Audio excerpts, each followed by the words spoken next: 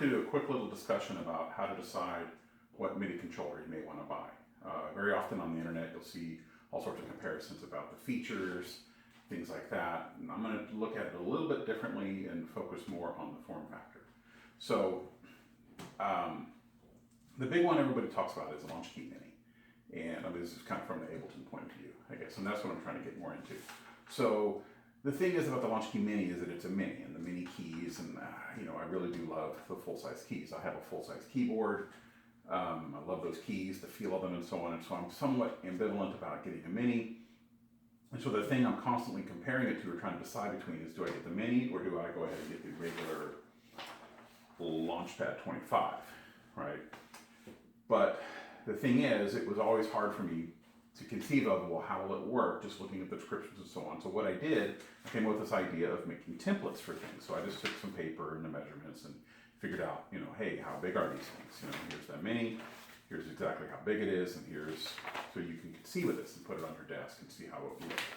And what I realized, it may really solidify the decision for me, because just immediately I can see this thing is pretty overwhelming as far as, like, it's just not meant to be on a desk.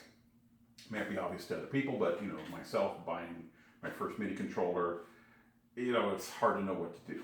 And so this just kind of immediately, I can see while it does fit, there's just no room for anything else. It just becomes cramped. You know, you're gonna have a glass of water or whatever, notepad, other things, you know, interfaces on keyboard. And so you just have to think about it that way, like you're trying to force something to be something that it's not. And so I just realized immediately that, okay, this is not the thing I'm going to need to get. I need to focus more on something like this. And so another thing to think about is, so while this does fit, if this was going to only be the only thing ever, well, then it's fine, because I've got that, I've got my keyboard, you know, I do have my interface, but, you know, maybe there's going to be other things down the road. And so, you know, there's an interface. You know, my primary instrument is guitar, so something I think about is these different multi-effects pedals. And so one I've considered is this Moore GE200, and there's a little template for that. And so if I am going to have that as well, you know, there needs to be space. Other things would perhaps be launch pads, right? So I've made a couple templates for Launchpad Mini, Launchpad X, to compare those. And so now it just becomes suddenly, you know, what do you do? So very quickly have to discard that and say, well, we go with the mini, you know, and then like one of these things. So could you have a launch pad? See, the mini fits in there perfectly. My dilemma with the mini, though, as much as I do like the smaller size, is there is one key difference, is that touch sensitive keys, no touch sensitive keys. So that to me was enough of a feature difference that I think this one I would do without and go with, say, the Launchpad X, Launchpad Mini, you know, and then think about what, you know, what way would you arrange it? You know, is I'm going to have one thing over here, one thing over there. Well, that's probably somewhat awkward.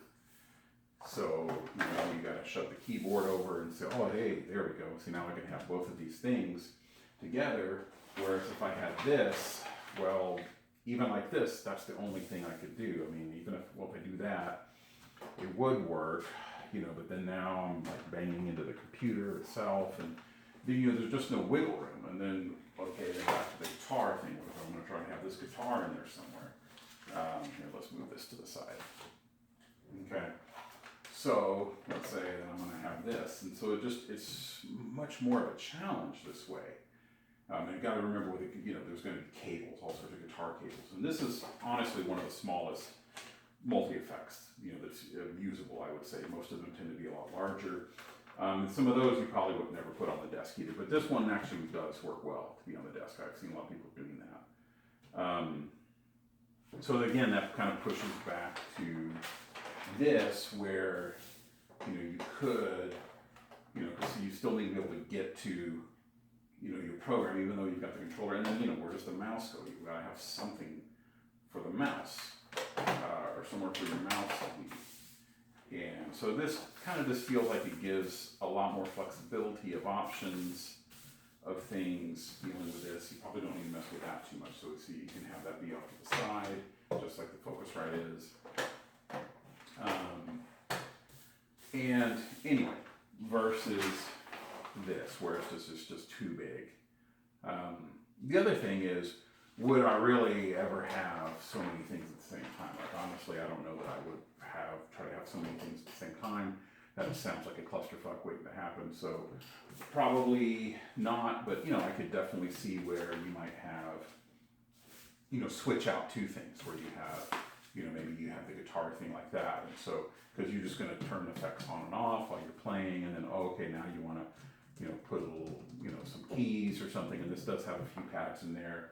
And if you really are going to get into the pad stuff, then maybe you swap that out, and then, you've got your finger drumming and your guitar, things like that. So it's a little bit more modular, more flexible, or so on. And then over time, then if you do want something dedicated that's larger with those full-size keys, again, I really do love full-size keys, but it wouldn't so much be a desk thing. I would then have another stand or something like that. And honestly, I probably wouldn't do the 25. I would do a 49 or 61 if you're going to go that route, because you really do, that's just too limiting the range.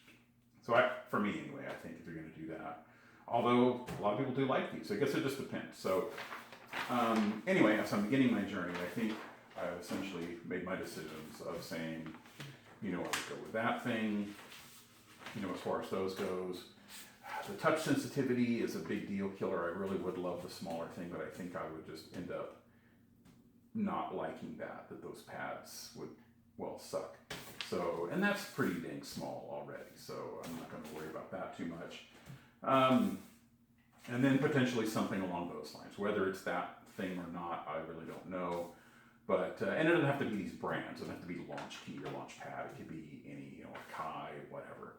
But just something to think about. It's a somewhat different way versus the features and so on, although I did touch on features very briefly about that. But that's kind of like saying, what if you could only have, one effect going at a time or something like that, versus being able to have, it defeats the whole purpose. So to me, if you don't have the touch sensitivity, I don't understand what the Launchpad Mini, unless just, you were completely trying to go out of your backpack, and so this will fit in there a lot better. But I'm not looking for that. So, so I did look at a feature, but primarily that form factor, this flexibility, being able to be modular, whether I'm having this, and if I have this, well, then I'm actually not going to need this to be on the desk at the same time, because a lot of these, like this, they have a USB interface built in. So, there you go. So there are some thoughts, a somewhat different way to look at how to pick the MIDI controller that's right for you and getting started, and that's where I am in this journey anyway. I'm more of a guitar player, but I'm becoming interested in just Ableton and just things you can do with that as far as trying to expand out into live looping and things like that. And so this is somewhere to start. Anyway, there's my thoughts.